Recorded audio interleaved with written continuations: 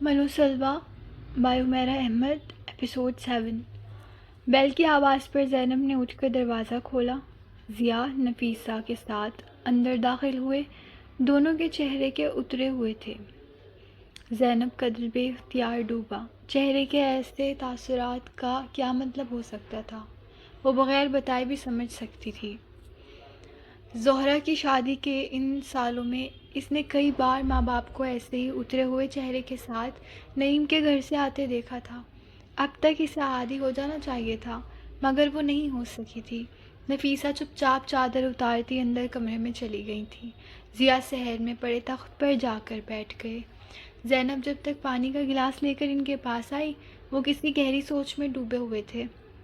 وہ گہری سوچ بھی زینب کے لیے نامانوس نہیں تھی۔ پانی پی لیں ابو، زینب نے ضیا کو متوجہ کیا۔ انہوں نے چونک کر پانی کا گلاس زینب کے ہاتھ سے لے لیا۔ زینب ان کے پاس ہی تخت پر بیٹھ گئی۔ ضیا پانی پیتے ہوئے صحن میں چند کھلونوں کے ساتھ ایک طرف بیٹھ کر کھیلتی مائرہ اور ماہا کو دیکھ رہی تھی۔ کھانا لاؤں؟ زینب نے پانی کا گلاس ضیا کے ہاتھ سے لیتے ہوئے پوچھا۔ نہیں، بھوک نہیں ہے، ضیا نے کہا۔ نعیم بھائی کے گھر سے کچھ کھا کر آئے ہیں؟ زینب نے موہوم سی آس پر پوچھا۔ ہاں، بہن کی زبان سے گالیاں اور داماد کے منہ سے طعنے، باقی چائے پانی تو پوچھا ہی نہیں انہوں نے۔ اندر سے آتی نفیسہ نے بے حد تلخی کے ساتھ زینب کے سوال کو درمیان میں ہی اچکتے ہوئے کہا۔ زینب کا رنگ ایک بار پھر زرد ہو گیا۔ نفیسہ اب آ کر صحن میں تخت کے پاس پڑی ایک کرسی پر بیٹھ گئی تھی۔ زینب نے ماں کے چہرے کو غور سے دیکھا۔ ان کی آنکھیں سرخ ہو رہی تھیں۔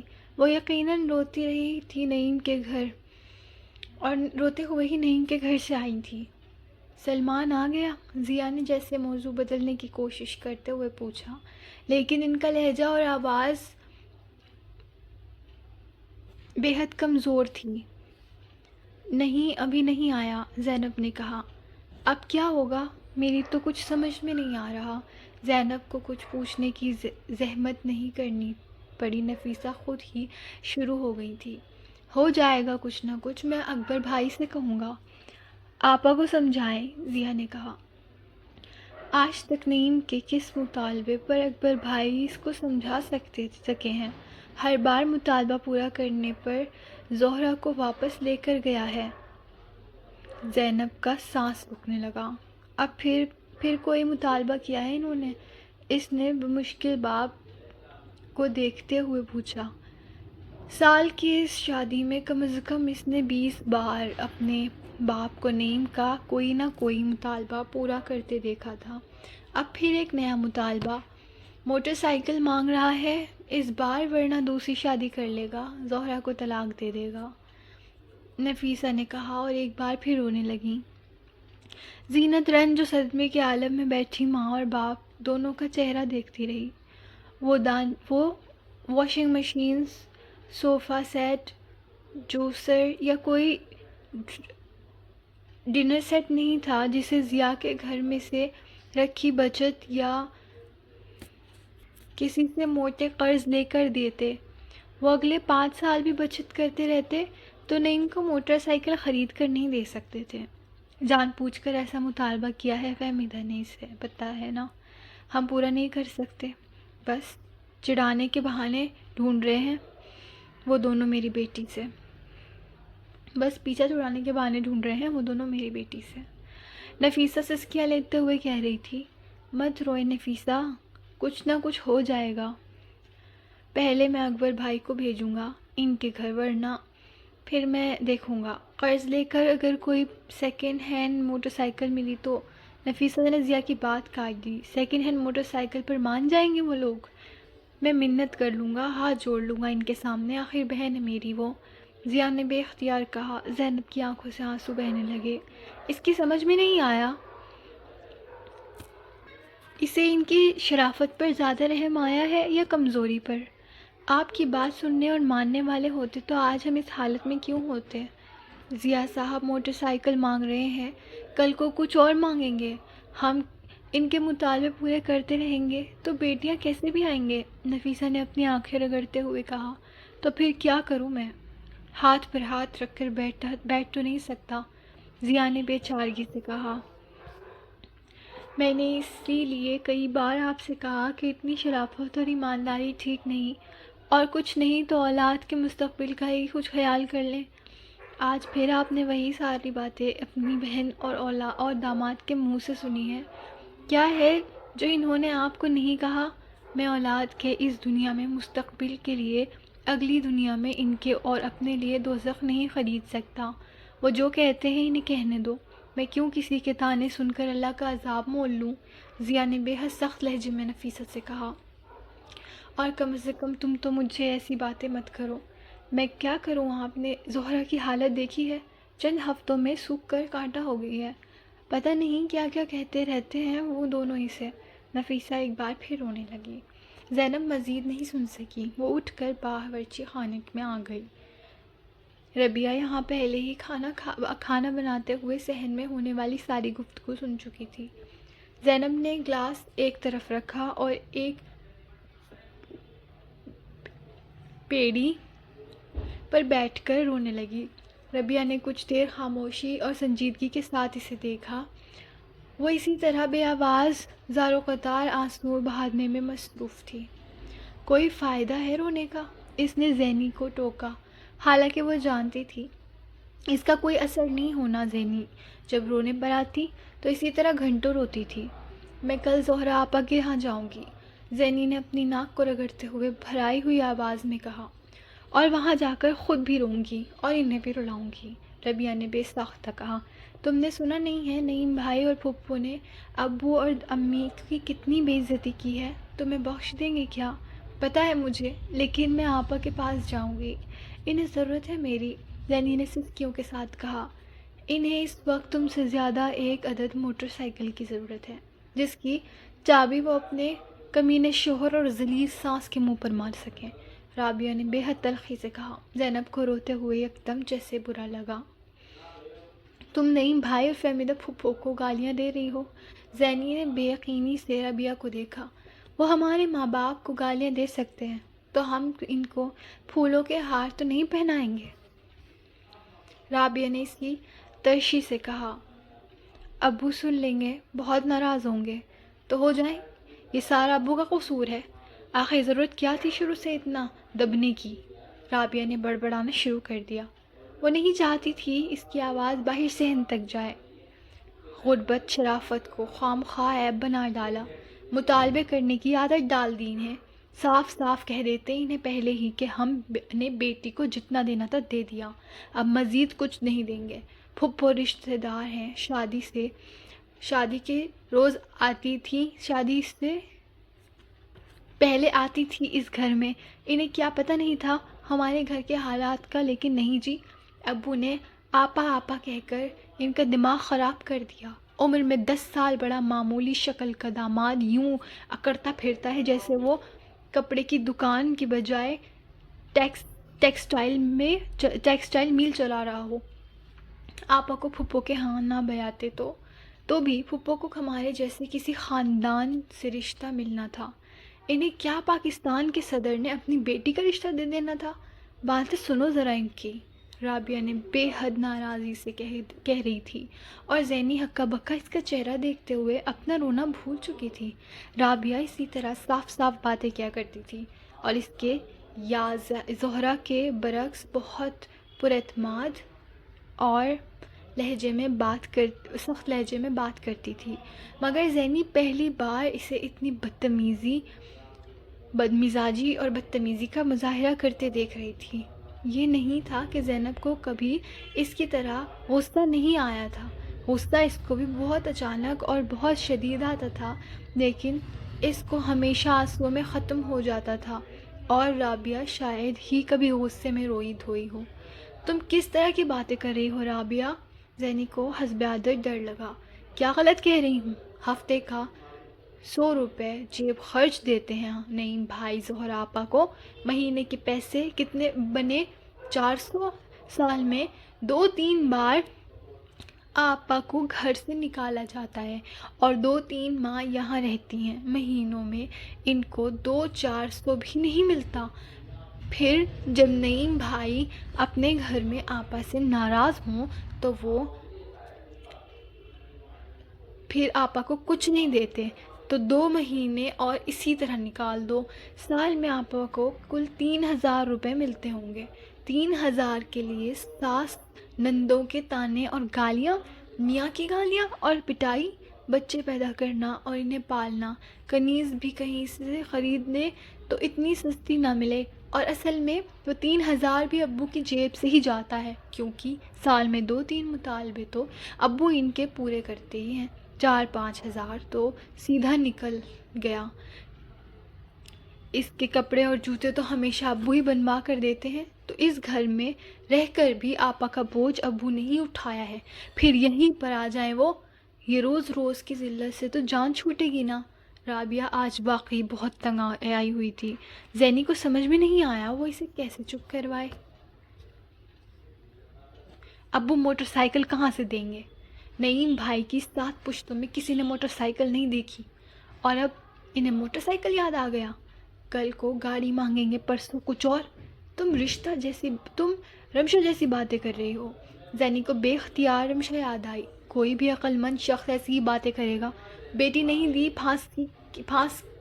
پھانسی کے تخت پر پھندا ڈال کر کھڑا ہو گیا باپ کہ سسرال والے جب چاہے لٹکا دیں۔ فہمیدہ پھپھو اور نعیم بھائی کو کیا مرنا نہیں ہے؟ چپ ہو جاؤ رابعہ، زینب ہول کر رہ گئی۔ ایسی باتیں مت کرو، بس دعا کرو کہ وہ لوگ ٹھیک ہو جائیں اور اپنا مطالبہ واپس لے لیں۔ پاپا، ایسی باتیں مت کرو، بس دعا کرو کہ وہ لوگ ٹھیک ہو جائیں اور اپنا مطالبہ واپس لے لیں اور آپا کو اچھی طرح سے رکھیں۔ تو اب تک پہلے میں کیا کرتی آ رہی ہوں؟ دعائیں ہی کر رہی ہوں۔ رابعہ اس کی بات پر اور ناراض ہوئی۔ تم مجھے بہت پریشان کر رہی ہو، چپ ہو جاؤ، میں پہلے ہی بہت پریشان ہوں، زینی نے کہا۔ وہ واقعی ضد ہو کر رہ گئی تھی۔ ٹھیک ہے، نہیں کرتی ایسی باتیں۔ تم کب تک گھر بیٹھی رہو گی؟ کالج جانا شروع کرو۔ رابعہ نے موضوع بدل دیا۔ چلی جاؤں گی کالج، زینی نے بے حد بیزاری کے ساتھ کہا۔ اور آج کل تم خالہ کے گھر بھی نہیں جاتی کیوں؟ کیا شیراز کے ساتھ کوئی ناراضی ہے؟ رابعہ کو یکدم خیال آیا۔ تمہیں پتہ ہے میں شیراز سے ناراض نہیں ہو سکتی، زینی نے مدھم آواز میں کہا۔ وہ تو ہو سکتا ہے نا، رابعہ نے بے ساختہ کہا۔ نہیں، وہ بھی ناراض نہیں، بس مصروف ہیں وہ، زینی نے نظریں چراتے ہوئے کہا اور ساتھ ہی وہاں سے اٹھ گئی۔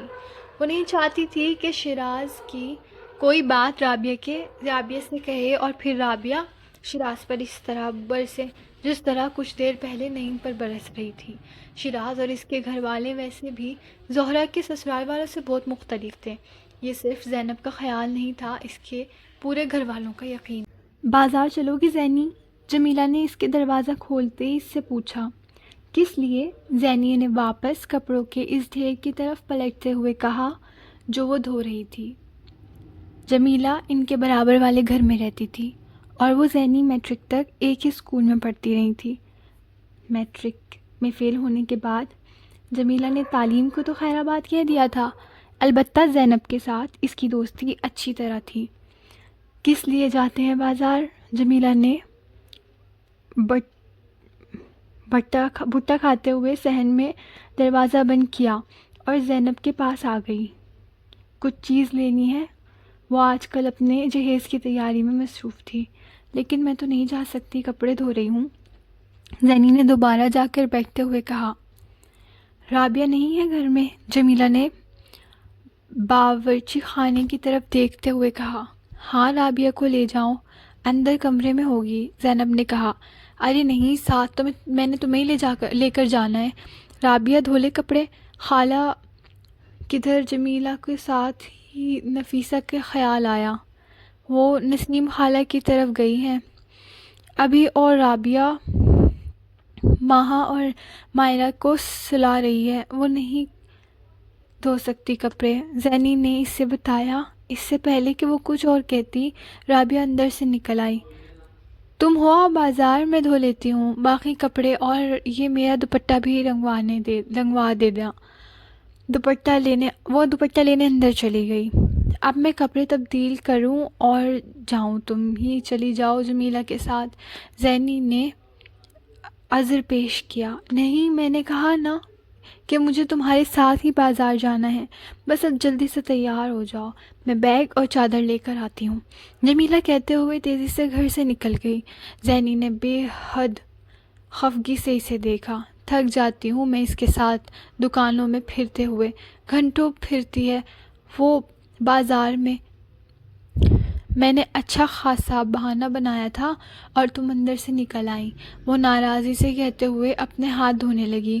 اب میں پہلے کپڑے تبدیل کروں پھر بال بنا کر اس کے ساتھ جاؤں، وہ بے حد بیزار اور کوفت کے عالم میں کہہ رہی تھی۔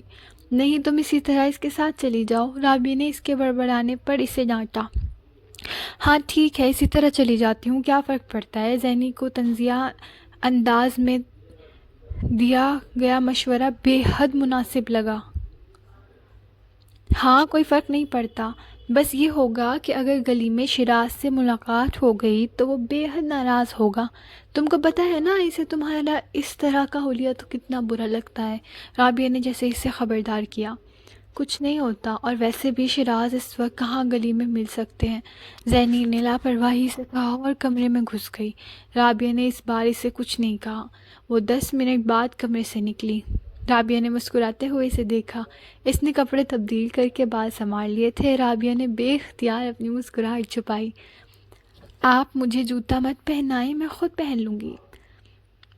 سیلز مین نے اس کے پاؤں میں جوتا پہنانے کی کوشش کی تو زینی نے جیسے کرنٹ کھا کر اپنا پاؤں پیچھے کیا۔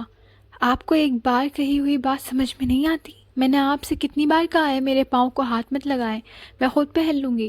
اس نے غصے سے سرخ ہوتے ہوئے ایک بار پھر اپنا پاؤں بے حد طیش کے عالم میں پیچھے کیا۔ سیلز مین نے اس کے روکنے کے باوجود ایک بار پھر ڈٹائی کے ساتھ اسے جوتا پہنانے کی کوشش کی، اور زینب بے حد برہم ہو گئی تھی۔ اس بار اس کی آواز قدرے بلند اور تلخ تھی اور سیلز مین اس کے توقع نہیں کر رہا تھا۔ وہ ہڑبڑا کر کھڑا ہو گیا۔ کیا ہے زینی، کیا ہو گیا ہے؟ جوتا ہی تو پہنا رہا ہے بیچارہ۔ اس کے ساتھ بیٹھی جمیلہ نے اسے کوہنی سے ہلکا سا ٹوکا۔ میں نے کب کہا ہے کہ مجھے جوتا پہنائے؟ جب منع کیا ہے تو؟ زینی نے غصے میں بات مکمل کرنے کے بجائے پاؤں میں پہنا ہوا جوتا جھٹکے سے اتار دیا۔ اس کا موڈ یکدم بے حد خراب ہو گیا تھا۔ وہ جوتا قطعاً ایسا نہیں تھا جیسے پہننے کے لیے کسی کی مدد کی ضرورت پڑتی، اور زینب ہمیشہ اس معاملے میں ضرورت سے زیادہ محتاط تھی۔ کوئی بھی جوتا ٹرائی کرنے سے پہلے ہی وہ دکاندار سے سیلز مین سے کہہ دیا کرتی تھی کہ وہ جوتا خود پہنے گی، اسے مدد کی ضرورت نہیں ہے۔ وہ جمیلہ کے اصرار پر جوتوں کی اس چھوٹی سی دکان پر آئی تھی، اور وہ دکان میں داخل ہوتے ہی زینب کو سیلز مین اور دکاندار دونوں کے انداز اور نظروں سے بے اختیار وحشت ہوئی تھی۔ وہ اور اپنے آدھے چہرے کو چادر سے چھپائے ہوئے تھی، وہ اس کے باوجود اسے یک ٹک دیکھ رہے تھے۔ ان کے بات کرنے کا انداز بھی ضرورت سے زیادہ بے تکلفانہ تھا۔ جمیلہ ساتھ نہ ہوتی تو زینب ایک منٹ کے لیے بھی اس دکان میں نہ بیٹھتی، لیکن جمیلہ بڑے آرام کے ساتھ دکاندار اور سیلز مین سے گپ شپ میں مصروف ہو گئی تھی، جوتے نکلوانے لگی تھی۔ جوتوں کے جوڑے پسند کرنے اور بھاؤ تاؤ کرنے کے دوران دکاندار اور جمیلہ کے دوران بے تکلفی کا یہ عالم ہو چکا تھا کہ وہ دونوں ایک دوسرے پر معنی خیز انداز میں جملے کس رہے تھے، اور سیلز مین اس دوران انہیں جوتے دکھانے کی کوشش کا آغاز کر چکا تھا۔ جمیلہ کے اصرار پر اس نے ایک جوتا نکلوایا، اور جوتا نکلواتے ہی سیلز مین نے دو ٹوک انداز میں بتا دیا تھا کہ اسے جوتا پہننے کے لیے کسی مدد کی ضرورت نہیں ہے۔ اس کے باوجود سیلز مین نے ڈٹائی سے جوتا نکال کر اس کے پاؤں کے پاس رکھتے ہی جان بوجھ کر اس کے پاؤں کو چھوا۔ زینی نے اپنا پاؤں بے اختیار پیچھے کھینچتے ہوئے اسے ایک بار پھر منع کیا۔ وہ فرش پر بیٹھے بیٹھے کچھ پیچھے ہٹ گیا، مگر جیسے ہی زینی دوسرا جوتا پہننے کے لیے اس کا اسٹریپ اور اوپر کرنے کے لیے نیچے جھکی، سیلز مین نے دانستہ طور پر ایک بار پھر اس کو ہاتھ اس کے ہاتھ پر اپنا ہاتھ رکھتے ہوئے اسٹرپ اوپر کرنے کی کوشش کی، اور زینب کے لیے اب معاملہ برداشت سے باہر ہو چکا تھا۔ اسے چھوٹی چھوٹی باتوں پر غصہ نہیں آتا تھا، مگر جب غصہ آ جاتا تھا تو پھر اسے برداشت کرنا مشکل ہو جاتا تھا۔ کیا ہوا باجی، آپ تو ناراض ہو گئی ہیں؟ اسے جوتا پاؤں سے جھٹکتے اور اٹھ کھڑا ہوتے دیکھ کر سیلز مین بے اختیار کھڑا ہوا۔ بس کافی جوتے لے لیے ہیں، اب آگے کسی دکان پر دیکھ لینا، اس نے بے حد سختی سے جمیلہ سے کہا، جو دکاندار کے ساتھ اب تیسرے جوتے کے لیے بھاؤ تاؤ کر رہی تھی۔ اتنا غصہ باجی؟ جاؤ باجی کے لیے بوتل اور چاٹ لے کر آؤ، دکاندار نے بڑے نارمل انداز میں ہنستے ہوئے زینب کی آنکھوں میں آنکھیں ڈالتے ہوئے کہا۔ کیا کرتی ہیں باجی، پڑھتی ہیں؟ دکاندار نے اب جمیلہ سے پوچھا۔ اس سے پہلے کہ زینی کچھ کہتی جمیلہ نے بڑے آرام سے کہا، ہاں کالج میں پڑھتی ہے۔ بیٹھ جاؤ زینی، اب چاٹ کھا کر جائیں گے تو پھر تم بیٹھ کر کھاؤ، میں جا رہی ہوں۔ زینب کا پارا اب آسمان کو چھو رہا تھا۔ اسے اب دکاندار اور سیلز مین کے ساتھ جمیلہ پر بھی غصہ آ رہا تھا۔ اچھا چلتے ہیں۔ جمیلہ بھی ایک دم کچھ گڑبڑا کر کھڑی ہوئی۔ بس یہ جوتا لے لوں؟ 2 لے لیے ہیں اس کے، وہ دکاندار سے کہہ رہی تھی۔ دونوں نہیں باجی، 250 سے کم نہیں ہوں گے۔ دکاندار نے اس بار بے حد عجیب سے انداز میں زینی کو دیکھا، جو اب دکان کے دروازے کے قریب پہنچ چکی تھی۔ نہیں بھائی، 200۔ زینی نے جمیلہ کی بات کاٹ دی۔ منت کرنے کی کوئی ضرورت نہیں ہے، نہیں دے رہا ہو 100 کا 200 کا تو رہنے دو، کوئی ضرورت نہیں ہے 50 روپے کے لیے منتیں کرنے کی۔ اس بار جمیلہ اور دکاندار نے بیک وقت اسے دیکھا، پھر دکاندار نے یکدم بے حد بدلے ہوئے لہجے میں جمیلہ سے کہا، 250 سے 1 پیسہ بھی کم نہیں لوں گا، لینا ہے تو لیں ورنہ رکھ دیں۔ اس بار اس کے لہجے میں چند لمحے کی وہ بے تکلفی اور گرم جوشی غائب ہو چکی تھی جس کا مظاہرہ وہ جمیلہ کے ساتھ کر رہا تھا۔ جمیلہ نے بے حد ناگواری کے عالم میں زینی کو دیکھا، پھر جوتا رکھ دیا۔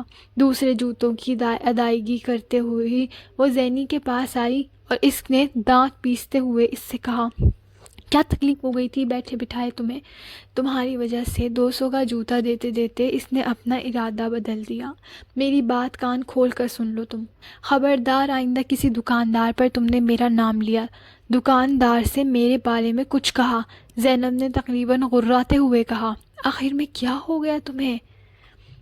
تمہارے سامنے اس نے میرا پاؤں چھوا، میرے ہاتھ پر ہاتھ رکھ دیا اور تم، جمیلہ نے اس کی بات کاٹ دی تھی، تو کیا قیامت آ گئی؟ تم اتنی خوبصورت ہو کہ کسی کا دل نہیں چاہے گا تمہیں ہاتھ لگانے کو؟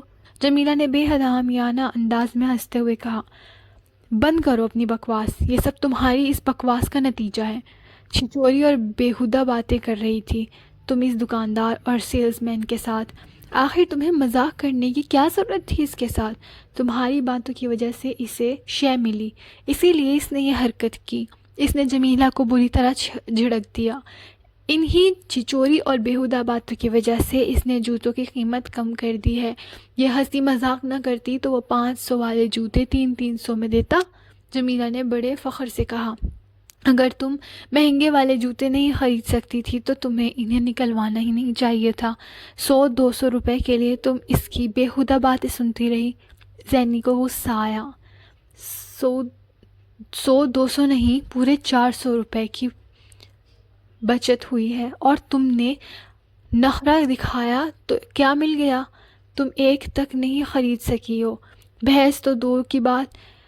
اور اچھا بھلا وہ سیلز مین بوتل اور چاٹ لینے کے لیے گیا تھا، وہ تک نہیں کھانے دی۔ جمیلہ نے بے حد ڈٹائی سے کہا، میں لعنت بھیجتی ہوں اس طرح کی چاٹ اور بوتل پر۔ زینی کی برداشت اب جواب دے رہی تھی، تم بھیجتی ہوگی، میں تو نہیں، اللہ رزق دے رہا ہے تو ناشکری کیوں کریں؟ جمیلہ نے اطمینان سے کہا، مت کرو، لیکن آئندہ مجھے ساتھ لانے کی کوشش مت کرنا، نہیں آؤں گی میں تمہارے ساتھ بازار میں کچھ بھی لینے۔ تمہیں پتہ ہے زینی، تمہارے ساتھ آنے کی وجہ سے دکاندار کتنی رعایت دے دیتے ہیں مجھے، جمیلہ روانی میں کہہ گئی اور گویا زینب کے سر پر بم پھوڑ دیا۔ وہ بے اختیار چلتے چلتے رک گئی۔ کیا مطلب؟ کوئی مطلب نہیں، ویسے ہی بتا رہی ہوں تمہیں کہ تمہارے ساتھ آنے کا کتنا فائدہ ہوتا ہے۔ ایمانداری کی بات ہے، جب تم ساتھ نہیں آتی تو مجھے اتنی رعایت نہیں ملتی جتنی تمہارے ساتھ ہونے کی وجہ سے ملتی ہے۔ کئی دکاندار تو اب تمہارے بارے میں باقاعدہ پوچھتے ہیں مجھ سے جب تم ساتھ نہیں آتی، وہ مزے سے بتا رہی تھی۔ اور اس وقت زینب کے جیسے کانٹوں تو بدن میں لہو نہیں تھا، اسے حد تک اور ذلت کا احساس ہوا تھا۔ وہ بازاروں میں جانے کی شوقین نہیں تھی، مگر جمیلہ پچھلے 3 ماہ سے اسے باقاعدگی سے ہر ہفتے ایک دو بار بازار لے آیا کرتی تھی۔ وہ سوچتی تھی وہ بچپن کی دوست کی وجہ سے اس شادی کی تیاری میں شرکت کر رہی ہے، لیکن اسے اندازہ تک نہیں تھا کہ وہ اس کی خوبصورتی کو استعمال کر رہی تھی۔ اسے یقین تھا ان سب دکاندار اس کا نام بھی جمیلہ کی طفیل جانتے ہوں گے، چہرہ پہچانتے ہوں، لیکن اس چادر میں لپٹے جسم کو تو بآسانی شناخت کر لیتے ہوں گے۔ ایک لفظ بھی کہے بغیر وہ چلنے لگی۔ وہاں بازار میں کھڑے ہو کر جمیلہ سے کچھ کہنا بیکار تھا، لیکن بات طے تھی، اسے دوبارہ اس کے ساتھ کبھی بازار نہیں آنا تھا۔ جمیلہ اگلے دن اسے منانے کے لیے آئی تھی۔ آخر میں اتنا ناراض ہونے والی کیا بات ہے؟ دکاندار کو جو گاہک اچھا لگتا ہے وہ اس سے رعایت دیتا ہے اور دوسروں سے زیادہ رعایت دیتا ہے۔ یہ تو ہماری دنیا میں ہوتا ہے۔ میں بازار میں دکاندار کو اچھا لگنے نہیں چاہتی اور نہ یہ چاہتی ہوں کہ کوئی مجھے دوسروں سے رعایت دے۔ زینی کو اس کی بات پھر بری لگی۔ دیکھو زینی، یہ تو مانو یہ تم کہ خوبصورت لڑکیوں کو سارے مرد رعایتیں دیتے ہیں اور خوبصورت عورتیں رعایتیں لیتی ہیں، پر میرے ماں باپ نے مجھے یہ تربیت نہیں دی کہ میں اپنی خوبصورتی اور ادائیں استعمال کر کے کسی سے رعایت لیتی پھروں۔ زینی کو اس پر غصہ آیا۔ تم میری بات کا پھر غلط مطلب نکال رہی ہو۔ جمیلہ نے اسے برہم دیکھ کر صفائی پیش کرنے کی کوشش کی۔ اس لیے کیونکہ تمہاری اس بات کا مطلب یہی نکلتا ہی غلط ہے۔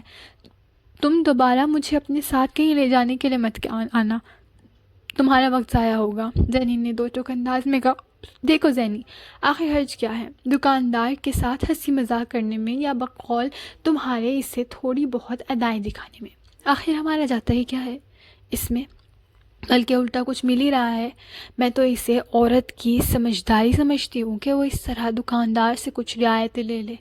جسے تم سمجھداری کہتی ہو میں اسے بے حیائی کہتی ہوں، اور میرے ماں باپ نے مجھے یہ نہیں سکھایا کہ میں دکاندار کے ساتھ چار بےہودہ جملوں کے تبادلے کے بعد 100-200 روپے کا دوپٹہ اسی روپے میں لے کر اسے بڑی کامیابی سمجھوں۔